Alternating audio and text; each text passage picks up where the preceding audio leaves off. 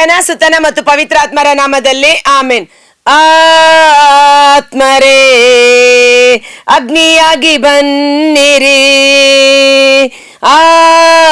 ಆತ್ಮರೇ ಅಗ್ನಿಯಾಗಿ ಅಭಿಷೇಕಿಸಿ, ಪಾಪದ ಶಕ್ತಿ ಮೇಲೆ ಅಗ್ನಿ ಸುರಿಸು, ರೋಗದ ಶಕ್ತಿ ಮೇಲೆ ಅಗ್ನಿ ಸುರಿಸು, ಶಾಪದ ಶಕ್ತಿ ಮೇಲೆ ಅಗ್ನಿ ಸುರಿಸು, ಆತ್ಮನಾದ ದೇವರೇ ಅಗ್ನಿ ಸುರಿಸು, ಆತ್ಮನಾದ ದೇವರೇ ಅಗ್ನಿ ಸುರಿಸು,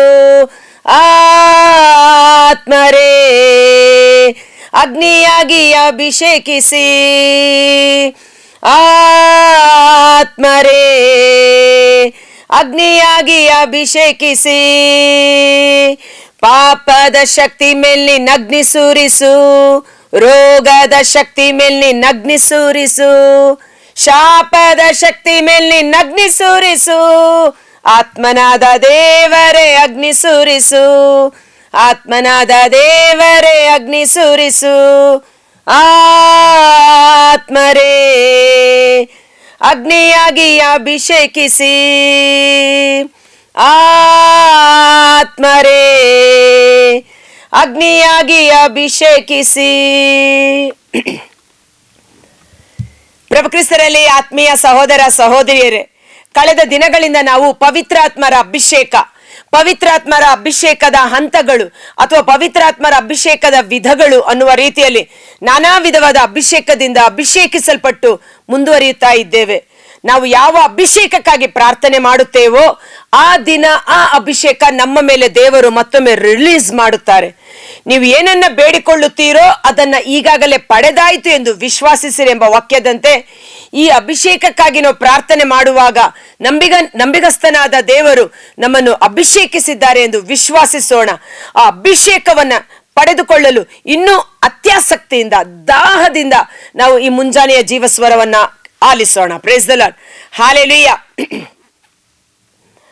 ಪ್ರವಾದಿ ಯೆಶಾಯನ ಗ್ರಂಥ 10ನೇ ಅಧ್ಯಾಯ ವಚನ 17, ಇಸ್ರಾಯೇಲಿನ ಪರಂ ಜ್ಯೋತಿಯಾದ ದೇವರು ಅಗ್ನಿ ಅಂತಾಗುವರು.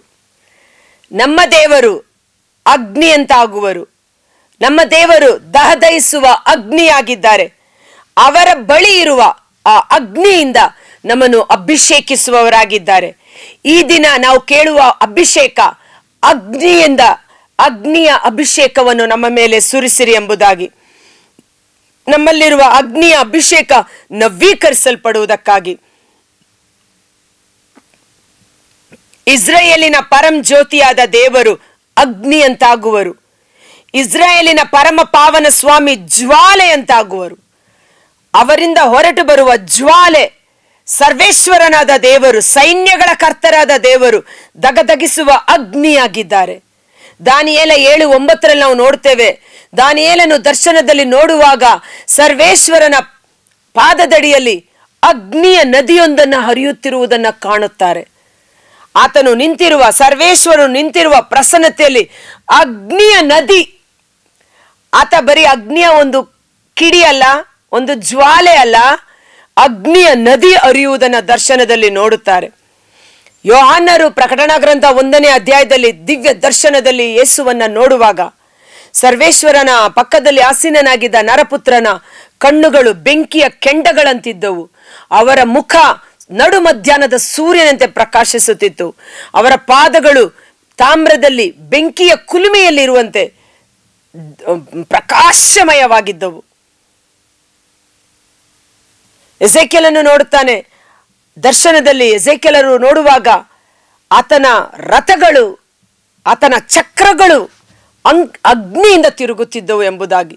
ಸೊ ಓವರ್ ಆಲ್ ಸರ್ವೇಶ್ವರನ ಸ್ವಾಮಿ ದಹದಹಿಸುವ ಅಗ್ನಿಯಾಗಿದ್ದಾರೆ.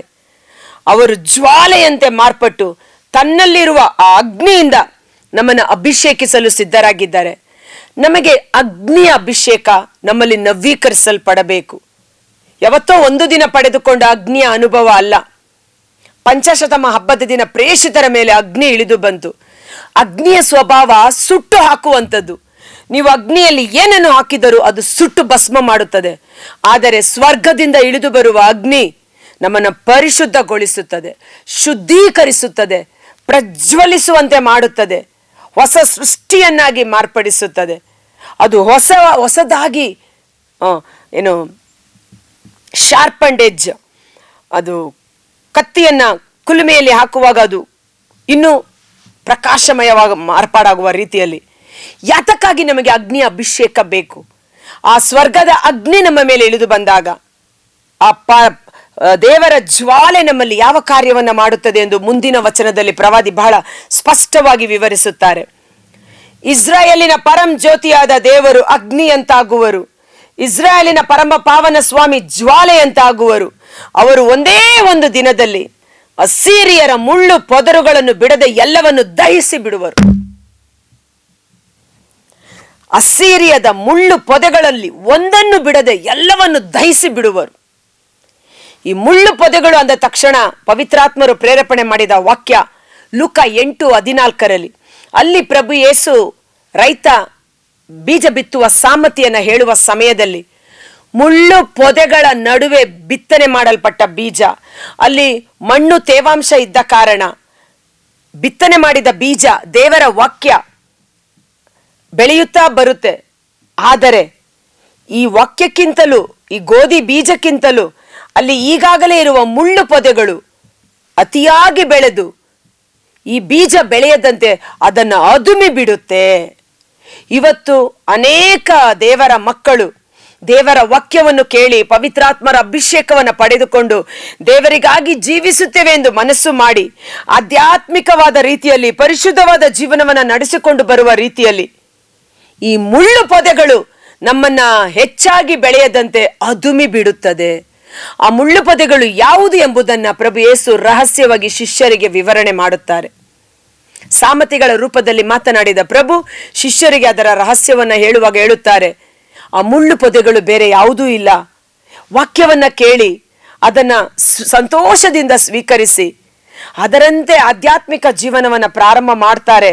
ಆದರೆ ಈ ಪ್ರಾಪಂಚಿಕವಾದ ಚಿಂತೆ, ಪೇಚಾಟ, ಐಶ್ವರ್ಯ, ದೈಹಿಕ ವ್ಯಾಮೋಹ, ದುರಿಚ್ಛೆಗಳು, ಈ ಪ್ರಪಂಚದ ಸ್ವಭಾವಗಳು ಕಾಲಕ್ರಮೇಣ ಅವರನ್ನು ಅದುಮಿ ಬಿಡುತ್ತವೆ. ಇವತ್ತು ನಾವು ಮುಳ್ಳು ಪೊದೆಗಳ ಮೇಲೆ ಬಿದ್ದ ಬೀಜದಂತೆ ಮಾರ್ಪಾಡಾಗಿದ್ದೇವಾ? ಪ್ರಾರಂಭದಲ್ಲಿದ್ದ ದಾಹ, ಪ್ರಾರಂಭದಲ್ಲಿದ್ದ ಪ್ರಾರ್ಥನೆ, ಪ್ರಾರಂಭದಲ್ಲಿದ್ದ ದೇವರ ಸೇವೆ, ಪ್ರಾರಂಭದಲ್ಲಿದ್ದ ದೇವರೊಟ್ಟಿಗಿನ ಸತ್ಸಂಬಂಧ ಇವತ್ತು ಆ ಮುಳ್ಳು ಪೊದೆಗಳು ನಮ್ಮನ್ನು ಅದುಮಿ ಬಿಟ್ಟಿದೆ ಅನ್ನೋದಾದರೆ ಇಂದು ಮೊಣಕಾಲೂರಿ ದೇವರಲ್ಲಿ ಪ್ರಾರ್ಥಿಸೋಣ. ದೇವ, ನಾನು ಆಧ್ಯಾತ್ಮಿಕವಾಗಿ ಬೆಳೆಯದಂತೆ, ನಿನಗೆ ಸಾಕ್ಷಿಯಾಗಿ ನಿಲ್ಲದಂತೆ, ಹಳೆಯ ಪಾಪಗಳಲ್ಲಿ, ಹಳೆಯ ಸ್ವಭಾವದಲ್ಲಿ ಪದೇ ಪದೇ ಜಾರಿ ಹೋಗುವಂತೆ ಆ ಮುಳ್ಳು ಪೊದೆಗಳು ನನ್ನನ್ನು ಅದುಮಿ ಬಿಡುತ್ತಿದೆ. ಆ ಪರಲೋಕದ ಅಗ್ನಿ ಅಸ್ಸೀರಿಯದ ಎಲ್ಲ ಮುಳ್ಳು ಪೊದೆಗಳು ಒಂದನ್ನು ಬಿಡದೆ ಎಲ್ಲವನ್ನ ದಹಿಸಿ ಸಂರಕ್ಷಣೆ ಮಾಡುವ ರೀತಿಯಲ್ಲಿ ಆ ಪವಿತ್ರಾತ್ಮರ ಅಗ್ನಿಯ ಅಭಿಷೇಕ ನಮ್ಮ ಮೇಲೆ ಸುರಿಸಲ್ಪಡಲಿ. ತದನಂತರ ಏನಾಗುತ್ತೆ ನೋಡಿ, ನಾನು ಹೇಳ್ದಾಗೆ ಇಲ್ಲಿ ದೇಹ ಆತ್ಮದಂತ, ದೇಹ ಆತ್ಮ. ಸೊ ನಮ್ಮ ಶರೀರಕ್ಕೆ ಸಂಬಂಧಪಟ್ಟಂತೆ ಆ ಬೆಂಕಿ ಎಲ್ಲಿಳಿದು ಬರಬೇಕು? ನನ್ನ ದೇಹದಲ್ಲಿ. ದೇಹ ಆತ್ಮದಂತ ಅದರ ಉದ್ಯಾನವನ್ನು, ಫಲಭರಿತ ತೋಟವನ್ನು ಆ ಮುಳ್ಳು ಪೊದೆಗಳು ನಿರ್ಮೂಲ ಮಾಡುವುದು. ಮಾರಕ ರೋಗ ತಗುಲಿದ ರೋಗಿಯಂತೆ ದೇಶವೆಲ್ಲವೂ ಕರಗಿ ಹೋಗುವುದು. ಆ ಮುಳ್ಳು ಪೊದೆಗಳು ಆ ಸುಂದರವಾದ ತೋಟವನ್ನು, ಸುಂದರವಾದ ಉದ್ಯಾನವನ್ನು ಇವು ಹೆಚ್ಚಾಗಿ ಬೆಳೆದು ಅದುಮಿ ಬಿಡುವ ರೀತಿಯಲ್ಲಿ ದೇಹಾತ್ಮವನ್ನ ಕ್ಷಯಿಸಿ ಬಿಡುತ್ತದೆ, ನಾಶ ಮಾಡಿ ಬಿಡುತ್ತದೆ, ರೋಗಗಳಿಂದ ಕರಗಿ ಹೋಗುತ್ತದೆ, ಕ್ಷೀಣಿಸಿ ಹೋಗುತ್ತದೆ. ಮಾರಕವಾದ ರೋಗಗಳು, ಕ್ರಿಮಿ ಕೀಟಗಳು, ವಿಷ ವೈರಸ್ಗಳು ದೇಹ ಆತ್ಮ ಎಂಬ ಈ ಉದ್ಯಾನವನ್ನು, ಈ ತೋಟವನ್ನು ನಾಶ ಮಾಡಿಬಿಡುತ್ತದೆ. ಅದ್ಭುತಕರವಾದ ವಚನ. ಈ ಸಮಯದಲ್ಲಿ ನಾವು ಮೊಣಕಾಲೂರಿ ದೇವರಲ್ಲಿ ಪ್ರಾರ್ಥಿಸೋಣ. ಕರ್ತರಾದ ಯೇಸುವೆ, ಮುಳ್ಳು ಪೊದೆಗಳ ಮೇಲೆ ಬಿದ್ದ ಬೀಜದಂತೆ ನಾನು ನಲುಗಿ ಹೋಗಿದ್ದೇನೆ. ಈ ಪ್ರಾಪಂಚಿಕವಾದ ವ್ಯಾಮೋಹಗಳು, ಚಿಂತೆ, ಪೇಚಾಟಗಳು, ಕಷ್ಟಗಳು, ದುಃಖಗಳು, ಸಾಲಬಾಧೆಗಳು ನನ್ನನ್ನು ಬೆಳೆಯದಂತೆ ಅದುಮಿ ಬಿಟ್ಟಿವೆ. ಈ ಮುಂಜಾನೆ ವೇಳೆ ನಿಮ್ಮ ಪವಿತ್ರಾತ್ಮರ ಅಗ್ನಿಯ ಅಭಿಷೇಕ ನಮ್ಮ ಮೇಲೆ ಸುರಿಸಲ್ಪಡಲಿ. ಈ ದೇಹಾತ್ಮ ಎನ್ನುವ ಉದ್ಯಾನವನ ರೋಗದಿಂದ ಕರಗಿ ಹೋಗಿದೆ. ನನ್ನ ಶರೀರದಲ್ಲಿರುವ ರೋಗ ರುಜಿನದ ದುಷ್ಟ ದುರಾತ್ಮಗಳು, ವಿಷ ಕ್ರಿಮಿ ಕೀಟಗಳು, ವಿಷ ವೈರಸ್ಗಳು, ಕಣ್ಣಿಗೆ ಕಾಣದ ಶರೀರ ಗಣಗಳು ಆ ಪರಂಜ್ಯೋತಿಯಾದ ಸ್ವರ್ಗದ ಶಕ್ತಿ ಪವಿತ್ರಾತ್ಮರ ಅಗ್ನಿಯಿಂದ ಸುಟ್ಟು ಭಸ್ಮವಾಗಲಿ.